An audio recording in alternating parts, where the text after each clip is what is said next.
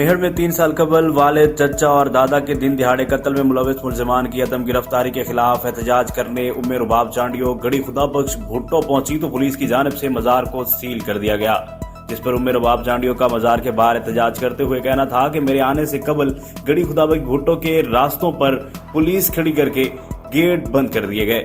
सिंध के हुक्मरानों से मायूस होकर इंसाफ के हसूल के लिए बेनजीर भुट्टो और जुल्फकार भुट्टो को शिकायत करने आई हूँ।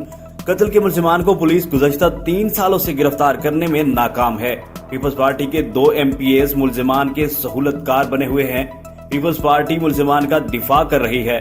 इंसाफ के हसूल तक एहतजाज और जिदोजहद जारी रखूंगी। पूरी क़यादत देके मुझे 21 साल बच्ची को अपना दुश्मन समझकर ये उन्होंने दरवाजे बंद कर दिए हैं। मैं आई थी इसलिए कि उनके शहीदों के पास इनकी शिकायत लेकर आई थी, पर उन्होंने शायद दरवाजे इसलिए बंद कर दिए। मुझे पहले से ही बताया जा रहा था इंतज़ामिया की तरफ से कि आप ना जाएं, वो दरवाजे बंद हैं, तो इन्होंने मुझे रोकने की पूरी कोशिश की ताकि मैं ना जाऊँ और उनके जो करतूत है वो लोगों के सामने आ जाएंगे, जाहिर बात है।